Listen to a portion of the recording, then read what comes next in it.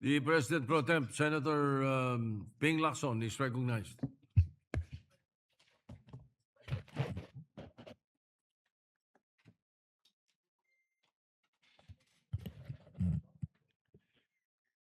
Thank you, Mr. Majority Leader. Thank you, Mr. President. Mr. President, esteemed colleagues, where there's will, there's a way.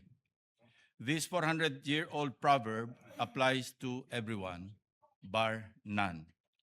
Since getting the required majority signatures for this representation to be able to report out on the floor your Blue Ribbon Committee's partial committee report on the flood control saga seemed doomed from the time we first routed the same last February 11, 2026. I am compelled to stand before you on a matter of personal and collective privilege, and for good reasons. As we speak, the country's heat index is at its peak, but the Filipinos' anger burns hotter.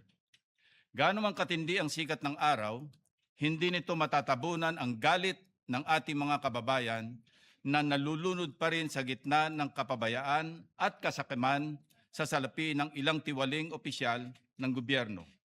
10 ng kanilang mga kasapakat na kontratista dulot ng flood control scam. Sa Barangay Mercado, sa bayan ng Hagonoy, Bulacan, ang baha ay bahagi na ng buhay.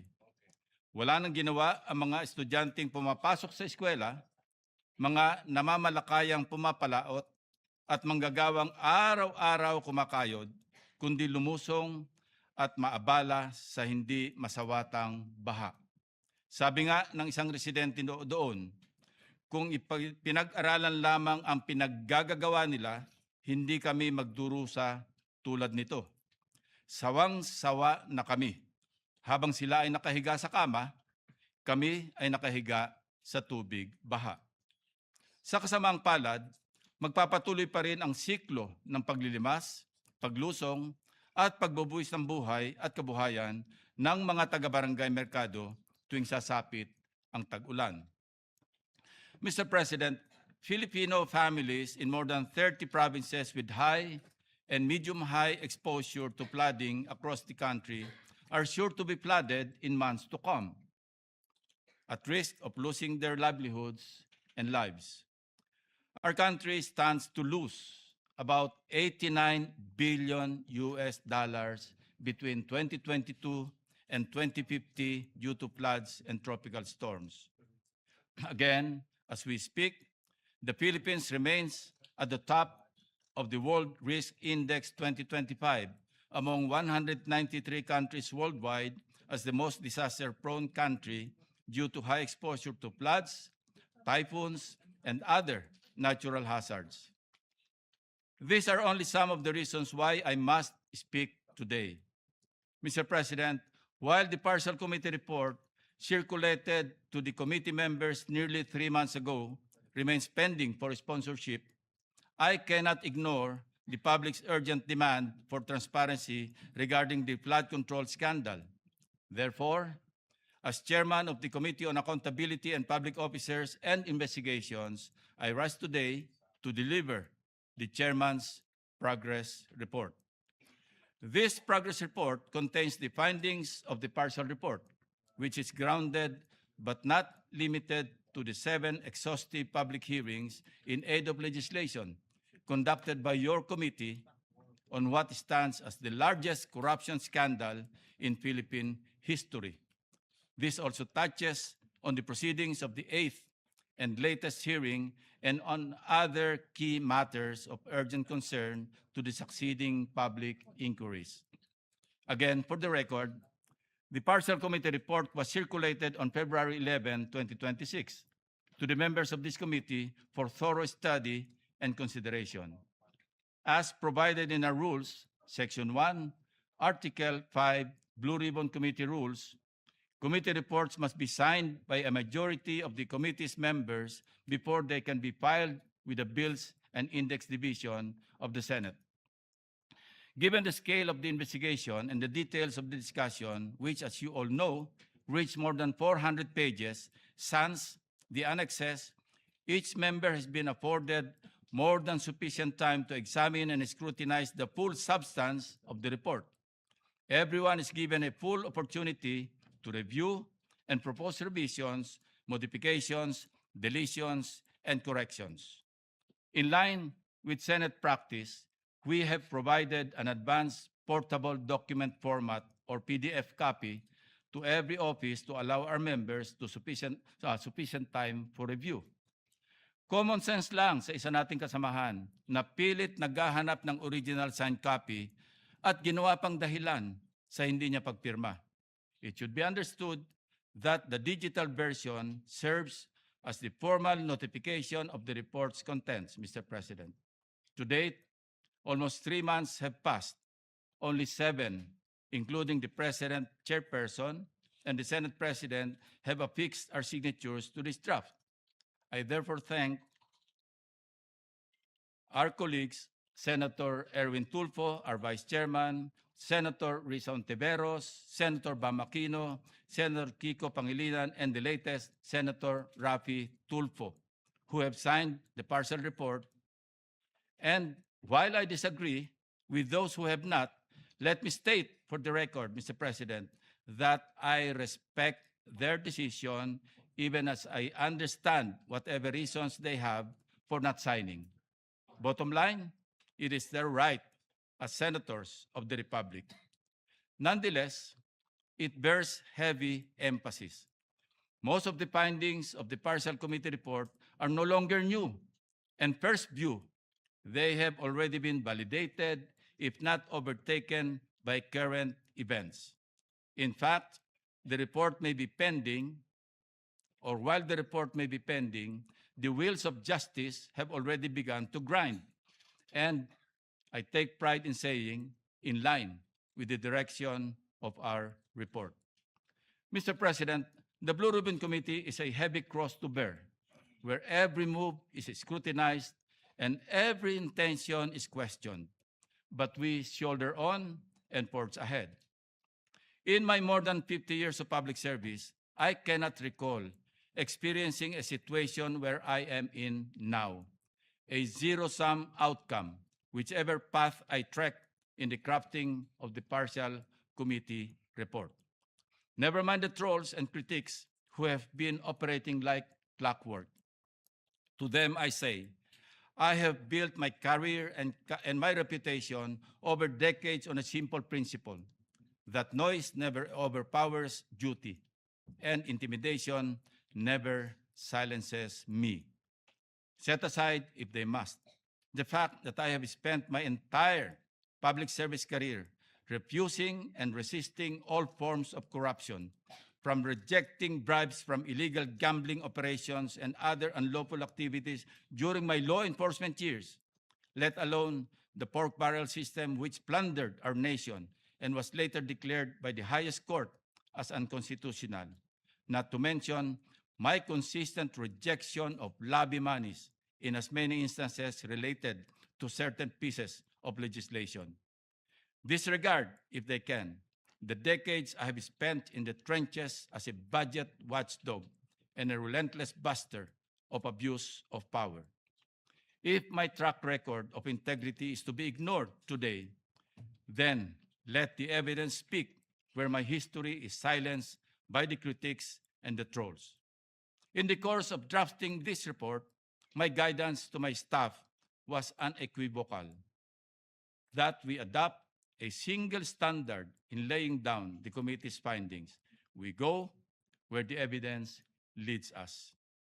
Before we dive into the findings, let us be very clear in plain, simple terms. We are not here to indict, much less convict, or hand down a final judgment.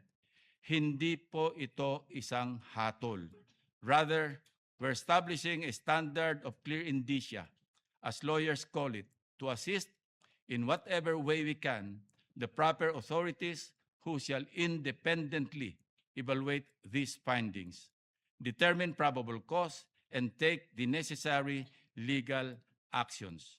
Halimbawa, sa kaso ng ating kasamahan na Senator Jingo Estrada, ay mayroong bagong development na naganap sa pamamagitan ng LBRMO na nagpahayag na hindi si Senator Jinggoy ang proponent base sa record ng mga proyektong una nang naiugnay sa kanya. Nonetheless, Mr. President, let me be uncompromising. In this long course of inquiry, the Filipino taxpayers are the complainant. Our duty to them is to answer three fundamental questions. Number one, where did the money go? Two, how was this corruption executed? And three, how do we fix the system so it never happens again? Mr. President, this all seems like deja vu. We have seen this before. The history of corruption in the Philippines reflects a cyclical process.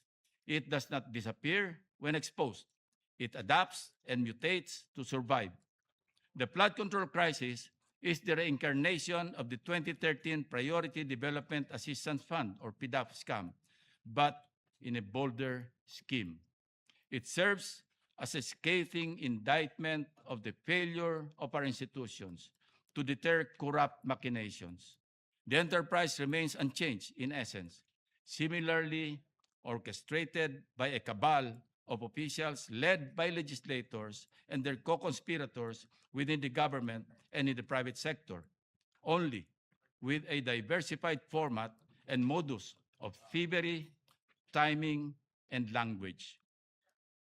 Like floodwaters, these activities seep into institutions and areas of least resistance, flowing into and exploiting new channels where illicit rewards abound and oversight is weakest. Mula sa masilimuot na investigasyon, ilalatag ko ang synthesis ng findings ng komite sa 5 bahagi. Una, napatunayan sa mga pagdinig na ang problema sa baha ay hindi nag-ugat sa kakulangan ng pondo. Instead, the scale of funding coupled with weak internal controls and criminally complicit oversight made the sector an attractive target for systematic plunder of the public treasury, effectively leaving our citizens exposed to a deluge of misery. Ito ang nilalaman ng Part 1 ng ating findings. Second, the anatomy of this flood control anomaly is inherently parasitic, characterized by a network of actors spanning the highest levels of authority. Hence, Part 2 of the findings clearly laid out how the anatomy works. From utilizing an institutionalized workflow deeply entrenched within the bureaucracy, employing mechanisms so brazen and gross that they either compromise, recruit, and or bypass oversight. Third, ang flood control mess ay representasyon ng sukdulan at nakakarimarim na evolution of the pork barrel system. In this scheme, corruption takes different forms and names, from congressional slabs of pork, now euphemistically rebranded as allocables, leadership funds, and insertions, extending their reach even to the unprogrammed appropriations under the General Appropriations Act. Part 3 details the scheme's stark similarities to that of the pork barrel scam from language to operations. Fourth, the case of Bulacan First District Engineering Office serves as a microcosm of the systemic rot. It provides a blueprint of how flood control funds are diverted, revealing the interconnected systems that facilitate the corruption. Fifth, and finally, the dire consequences of this institutionalized plunder are not merely financial. They are felt in the structural erosion of our democratic institutions, the profound disenfranchisement of the Filipino people, and the tearing of the moral fiber of the country. Now we ask, where did the money go? Evidence on record shows how the flood control corruption scandal exposed a systemic, coordinated, multi-actor process. Isang malawakang sabwatan na ginawang gatasan ang mga proyekto para sa flood control.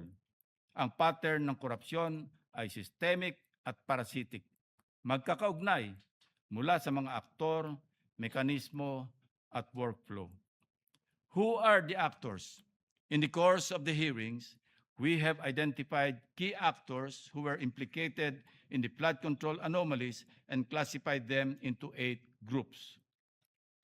Ang partisipasyon ng mga aktor na ito ay hindi limitado sa isang grupo lamang. Sila ay maaring gumalaw sa iba't ibang kapasidad, sabay-sabay o nagpapalit-palit, depende sa pangailangan ng kanilang operasyon. Nariyan ang mga proponents, mga opisyal ng gobyerno na kinikilalang quote-unquote may-ari ng proyekto at tumatanggap ng average na 15 to 30% na kickback. Mga bagmen or intermediaries, sinasabing authorized representatives and emissaries of the proponents, DPWH facilitators and coordinators, mga senior level officials who coordinated with proponents, facilitated the respective project proposals, accepted their demand for commitments and other activities related to the flood control anomaly process. DPWH Group, syndicate groups implementing the project tulad ng Bulacan First District Engineering Office at Oriental Mindoro District Engineering Office. Tinuturing ding active actors ang mga contractors. Sila ang namumudmod ng commitments o suhol sa mga proponents at iba't ibang grupo na kasabwat sa anomalya. Madalas, sila ay nagbibigay din ng advances bago pa man ma-award ang project. Hindi nga ba namangha tayong lahat, Mr. President, nang matuklasan natin sa isang pagdinig ang pahayag ni Sally Santos ng Sims Construction na magkasunod siyang nag-withdraw noong Marso at Abril 2025 sa isang land bank branch sa Bulacan ng tig 457 million pesos na cash na kanyang binigay kay Bryce Hernandez at mga kasabwat nito sa First Bulacan District Engineering Office. Ang iba pang mga aktor ay kabilang sa executive branch, bankers at constitutional oversight group. These actors thrive in the vulnerability of our systems and institutions. Now, how was this corruption executed? Himay-himayin natin ang mga teknikal na paraan kung paano ninakaw ang pera ng bayan. These are specific mechanisms of corruption. Ang mga makinaryang ginamit para pabilisin ang pagnanakaw at pahinain ang ating sistema. Nariyan ang ugat ng problema, ang proponent system. Meron pang mandatory fixed percentage, commissions, kickbacks paid in cash, rigged bidding and favored suppliers, at in-house contracting. Ilan lamang ito sa mga sistema ng flood control scam. This corrupt system exploited the very foundations of our fiscal governance through its institutionalized workflow, mula sa budget formulation at authorization, kung saan sinisimulan ang pagmamanipula, procurement and implementation, kung saan ang mga kontrata ay binibigay sa mga kasabwat na nakawan, hanggang sa oversight phase na kung saan nagmimistulang pikit mata sa katiwalian ang mga opisyal ng gobyerno na dapat ay sumusubaybay at nagmomonitor sa mga proyekto. This scheme exploited systemic and institutional weaknesses in budget formulation, authorization, implementation, and oversight. Testimonies and documents reveal that a wide range of public officials, from legislators to frontline officials, as well as private sector co-conspirators, were complicit in various ways, either by approving dubious projects, signing off on ghost projects, or failing to enforce and procurement and performance standards and accountability safeguards. Next, Mr. President, how do we fix the system so it never happens again? Ang pinakamahalagang bahagi ng report ng komite ay ang mga reforma sa sistema, batas at proseso sa pamamagitan ng legislative proposals. We focus on two pillars. First, budget-related proposals. Tanggalin ang anumang uri ng allocables and leadership funds na pinauso ng DPWH upang mapaghati-hatian ang pondo. This is a pork barrel incarnate and it clouds our fiscal transparency. We also suggest itemizing unprogrammed appropriations, strict compliance with the release of unprogrammed funds, and public disclosure of excess revenue certifications for the use and release of unprogrammed appropriations. Given the massive scale of controversies, particularly under the 2024 appropriations, we may also consider abolishing the unprogrammed funds altogether. We are also calling for the vertical and horizontal convergence of infrastructure planning across government agencies, both at the national and local levels, and crucially, enhance public participation and legislative transparency. Second, our accountability and anti-corruption proposals.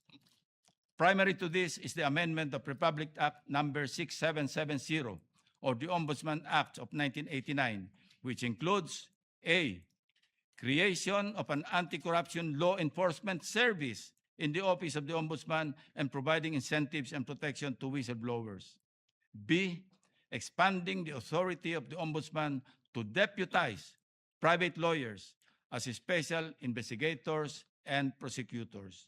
And C, fiscal autonomy laws for the Office of the Ombudsman and the Commission on Audit. This is in line with the precedent of giving fiscal autonomy to the Supreme Court as provided under Republic Act 12233 or the Judiciary Fiscal Autonomy Act. We won't allow another fiscal intimidation faced by COA in 2020 when its appropriations were held hostage as for later release or FLR. For too long, our laws had more holes than a sieve. We are here to plug them. Ang ating sagot sa mga contractors. We will define beneficial ownership and conflict of interest so that no legislator can hide behind a corporate veil. We will also push for a law defining and penalizing the crime of infrastructure fraud and bid rigging in the award of public infrastructure contracts. We also propose authorizing the Ombudsman and the Secretary of Justice to issue whole departure orders for those involved in large-scale corruption. No more fleeing before justice is served. We likewise propose a strict prohibition and higher penalties against government employees gambling in casinos. Titiyakin natin na wala ng BGC boys na magwawaldas ng limpak na salapi para linisin o ilonder sa kasino. As a measure of accountability, we will pass a law for the digitalization of SALEN and PDS and a law for the comprehensive whistleblower protection measure to strengthen oversight of government projects. On accountability, we observe that state auditors are physically based in the agencies they audit and receive substantial perks from those agencies such as office space, supplies, personnel, and cash gifts, among others. These arrangements create familiarity, which limits our state auditors' ability to conduct a legitimate audit and in many cases creates conflicts of interest. Hence, we are proposing a law that will facilitate and support the withdrawal of COA auditors and the recall to the Central Home Office from their auditee agencies to ensure independent and accountable reporting. We also propose a law to provide for a citizen's remedy and means for redress and compensation, similar to a taxpayer or a class action suit for citizens, group of citizens, or a community who may have been prejudiced or injured by defective, substandard, or inadequate public infrastructure. Mr. President, These legislative reforms seek to dismantle the very anatomy of the flood control scam, paralyzing corrupt actors, overhauling broken mechanisms, and severing the workflows that feed the systemic greed. Ito po sana ang legislative output ng komite na sa ngayon ay hindi pa natin ma-file. This is why we await our colleagues' signatures, a necessary step to move these reforms forward. Mr. President, in the proposed partial committee report, we recommended that several lawmakers be subjected to preliminary investigation as the evidence points to that course of action. That said, we acknowledge that the passage of time since the preparation of the report has overtaken certain aspects of these recommendations. This does not weaken the report. On the contrary, subsequent developments have reinforced our core findings. As of January this year, 4 key individuals who appeared before the Blue Ribbon Committee hearings were admitted to the Witness Protection Program. These witnesses include former DPWH Undersecretary Roberto Bernardo, former District Engineer Henry Alcantara, former NCR Regional Director Gerard Opulencia, and contractor Sally Santos. The executive branch has ordered a comprehensive review of flood control programs nationwide, including the creation of interagency task forces, stricter validation protocols for infrastructure projects, and enhanced transparency measures in public works spending. The Office of the Ombudsman has filed multiple criminal cases before the Sandigan Bayan against former and incumbent public officials, contractors, and private individuals in connection with alleged anomalous flood control projects, particularly in Bulacan and Oriental Mindoro. The charges include violations of Anti-Graft and Corrupt Practices Act, as well as malversation of public funds through falsification of public documents under the revised penal code. Parallel investigations by the Department of Justice led to the creation of special panels of prosecutors tasked to handle at least 5 ghost flood control projects in Bulacan, with prosecutors recommending the filing of graft, malversation, perjury, and falsification charges after evaluating affidavits, audit findings, and sworn testimonies of engineers and whistleblowers. Several of these cases have already been submitted for resolution, while others remain under preliminary investigation. Proceedings are now underway before the Sandigan Bayan, which has begun issuing orders on preliminary matters. The NBI has conducted fact-finding operations and case build-up that led to the filing of complaints against respondents linked to the flood control scheme. The Anti-Money Laundering Council, Mr. President, complemented these efforts by initiating financial intelligence investigations. It has secured multiple freeze orders from the Court of Appeals, with over 21.8 billion pesos in assets frozen as of April 30, 2026, linked to irregularities in flood control projects. It has also preserved a total of 2.5 billion pesos worth of assets. Freeze orders have been issued against numerous individuals, including former Speaker Martin Romualdez, business associates, and corporations. Sa tagal na mai-report out ang nangyayari na po ang mga rekomendasyon at findings ng komite. Now, Mr. President, ako naman ang dinidiin ng mga kritiko, taliwas sa paulit-ulit na naratibo na ayaw ko daw imbitahan si Congressman Romualdez. Uulitin ko po, formal na inimbitahan ng komite ang dating speaker. The committee extended invitations to Representative Romualdez and other members of the House of Representatives whose names were mentioned during the hearings through the office of the current speaker.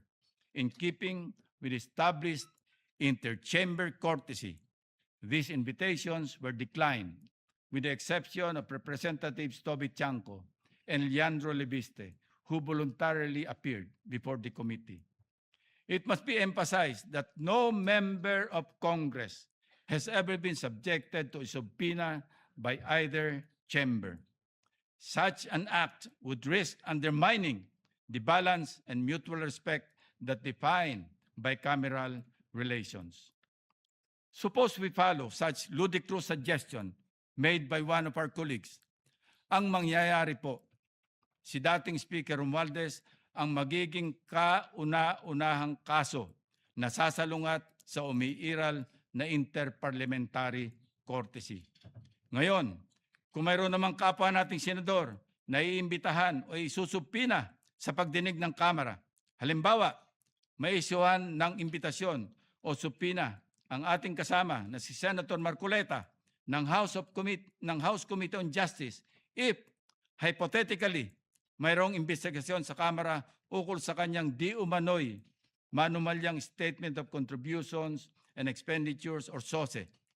Handa po ba ang liderato ng Senado at si Senator Marcoleta na baliwalain ang interparliamentary courtesy na umiiral mulat sa pool sa Kongreso?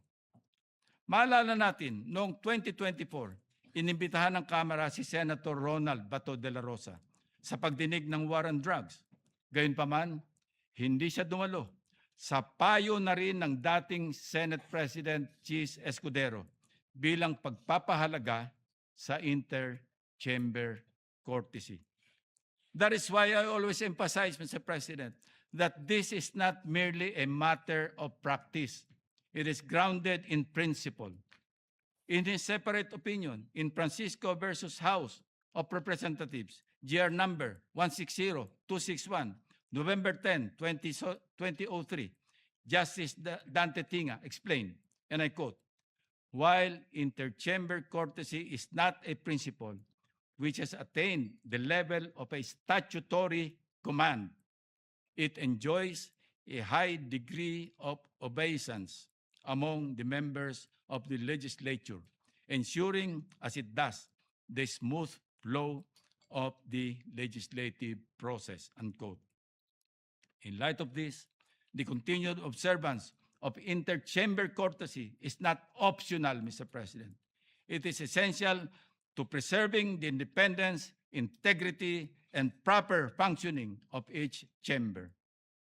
May mga individual rin na pilit na nagpapakalat ng maling impormasyon na di umano'y pinipigilan naming pagsalitain si former Congressman Saldico.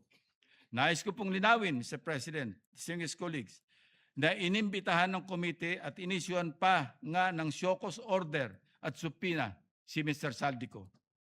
May nagmamagaling pa na dapat daw ay hayaan si Mr. Saldico na maglabas ng apostilled affidavit o lumahok sa pamamagitan ng Zoom meeting.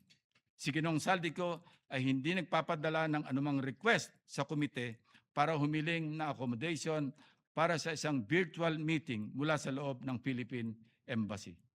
Sa katunayan, ako pa nga ang unang nagmungkahi na maaaring pag-aralan ang posibilidad na magtungo siya sa embahada upang doon mag-testify sa pamamagitan ng Zoom habang under oath.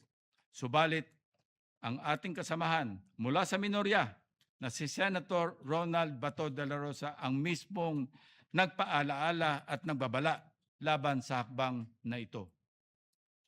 This caution makes sense, Mr. President.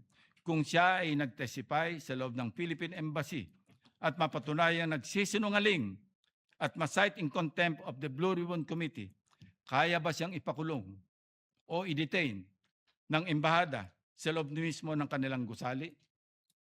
Dahil dito, Mr. President, ang tanging paraan lamang upang tanggapin ng komite ang mga pahayag ni Saldico ay ang pagbabalik niya sa Pilipinas at personal na pagdalo sa pagdinig.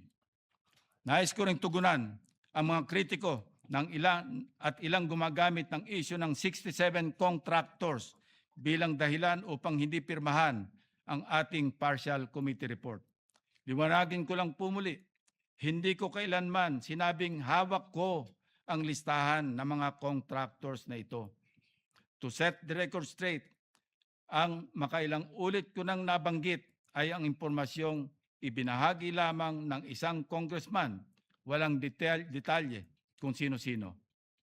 Kung mayroon mang may hawak ng impormasyon o kung kaya nilang tukuyin ang iba pang mga contractors na ito, katulad ng ginagawa ni Ombudsman Remulla, name them. If you have the evidence, present it. If you know the perpetrators, expose them. The committee will provide the platform for you. Our recommendations are, by design, recommendatory and conditioned on independent investigation. Kung mali ang aligasyon, the process clears them. Kung totoo, the process convicts. With due process and accountability, makukulong ang dapat makulong. Para klaro sa publiko, laman ng ating committee report ang menu ng mga posibleng kasong kriminal na pwedeng isampa. Depende sa ebidensya, ang mga prosecutors ang pipili ng nararapat na sakdal batay sa kanilang sariling pagsusuri at pagkilala sa mga ebidensyang naipasa na at ipapasa pa ng komite. Gayun din sa iba pang mga patunay na kanilang makakalap sa proseso ng case build-up o kaso ng DOJ o fact-finding at preliminary investigation naman kung sa ombudsman. Una, malversation sa ilalim ng Article 217 ng Revised Penal Code. Ang accountable officer, ang pangunahing may sala o principal, ngunit ang mga kasabwat o co-conspirators, kabilang ang mga non-custodian public officers at pribadong individual, ay maaari ring managot para sa diversion of funds maging sa ghost at substandard flood control projects. 2. Direct bribery, bribe-giving or pagbibigay ng suhol at korupsyon sa ilalim ng Revised Penal Code Article 210. Ang siste ng quid pro quo sa flood control scam ay nasa anyo ng pagmamanyobra ng mga proyekto, pagpapadali ng mga award, pagpapabilis ng paglalabas ng pondo, pagpirma natapos na umano ang proyekto o ang paggamit ng posisyon upang bigyan ng pabor ang mga kontraktor. Maaari ring ituring na sabwatan o conspiracy sa direct bribery. 3. Sa ilalim ng Section 3A ng Anti-Graft and Corrupt Practices Act o RA 3019, maaaring makasuhan ang mga opisyal ng gobyerno na kasabwat sa flood control anomalies dahil sa panghihikayat, pag-uudyok o pag-impluensya sa isa pang opisyal ng pamahalaan na magsagawa ng gawaing labag sa tuntunin at regulasyon na may kaugnayan sa kanyang opisyal na tungkulin. Kabilang din ang pagpapahintulot sa sarili na mahikayat, maudyukan o maimpluwensyahan na gawin ang nasabing paglabag o pagkakasala.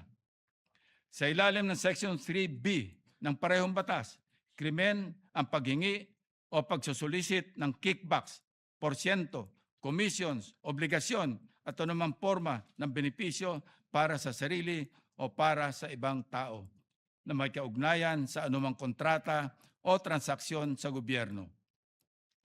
Sa pagdinig ng komite, malinaw itong nakita sa pamamagitan ng direktang ebidensya o sa mga circumstantial na katibayan, pati na rin sa nailantad na workflow at delivery ng mga kickbacks. 5. Section 3E ng RA 3019 ukol sa undue injury o unwarranted benefits. Nailatag din natin ang labis na pinsala sa pamahalaan dulot ng ghost at substandard projects, gayon din ang pagbibigay bentahe o pabor sa mga private parties tulad ng mga flood control contractors mula sa rigged biddings, favored suppliers at manipulasyon ng procurement services.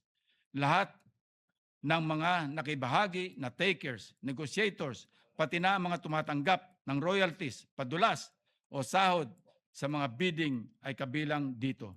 6. Plunder sa ilalim ng Republic Act 7080. Gayong hindi tayo magbibigay hatol kung sapat na ba ang threshold para sa kaso. tungkulin ng komite na ilantad ang paulit-ulit na sistema at ang malawakang saklaw ng katiwalayang ito na malinaw na hudyat ng pattern of predicate offenses sa ilalim ng RA 7080. Ang mga ebidensyang nakuha ay isusumite sa Anti-Money Laundering Council at verification upang mabusisi ng husto. 7. Money Laundering, RA 9160 at AMLAC Bank Inquiry, Freeze and Forfeiture.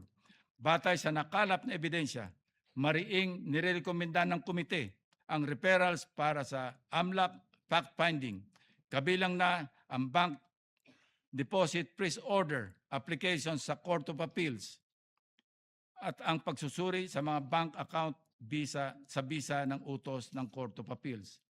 8. Falsification, false identities, procurement documents falsification.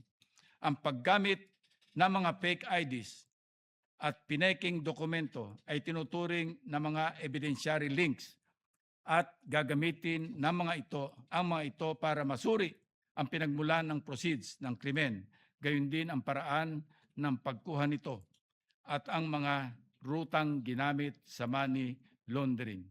9. Ang perjury, false sworn statements, certifications sa ilalim ng Revised Penal Code, Article 183, naman ay para sa pagpapatunay ng material, probable or provable falsehoods. 10. Bid rigging, collusion, RA 10667, procurement reform, RA 12009. Ang sabwatan sa bidding ay tinuturing na procurement fraud at pinsala sa malayang kompetisyon. Pinupinteriya ng Competition Act ang bid rigging dahil pinapalitan nito ang fair market competition at pinapaboran lamang sa mga kartel. 11. Ethics, conflict of interest sa ilalim ng RA 6713 at SALN at divestment. Ang conflict of interest ang nagsisilbing enabling layer ng katiwalian. Mahalagang masukol ang mga magkakasala sa ilalim ng batas na ito dahil ang isa sa mga dahilan ng pananatili at paglalim ng flood control scam. Mr. President, this report is a referral and reform package.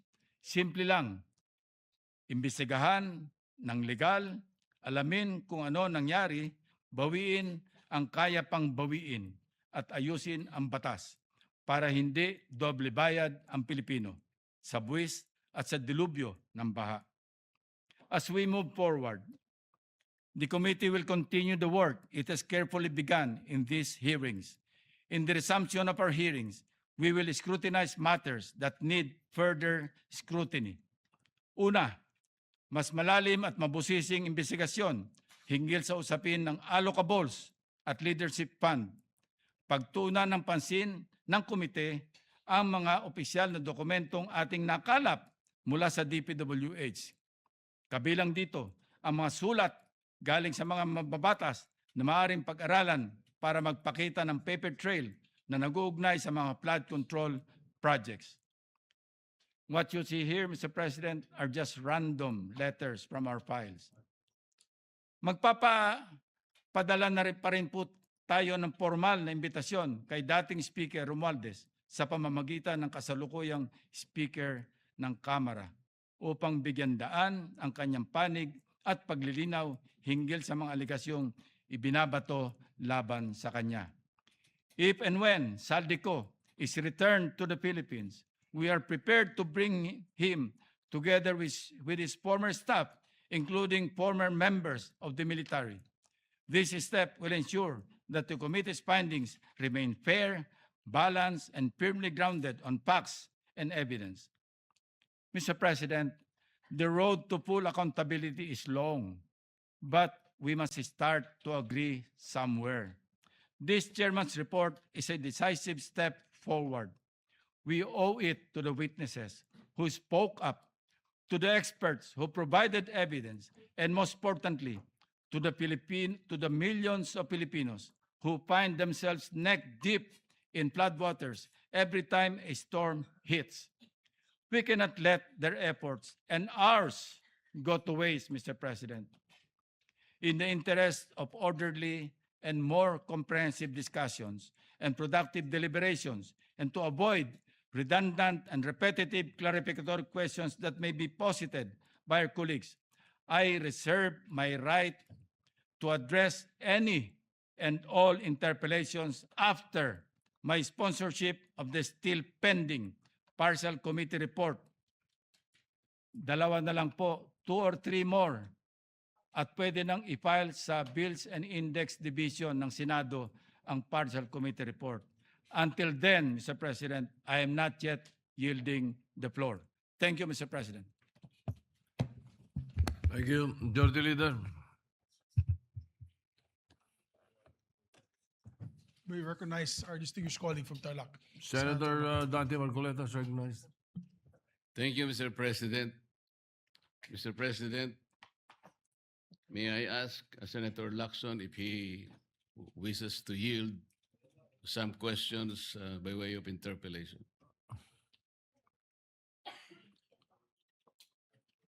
Senator Lacson. I'll say it again, Mr. President. Until the partial committee report is submitted or filed with the Bills and Index Division, and until after I have sponsored the partial committee report, I'm not yielding the floor.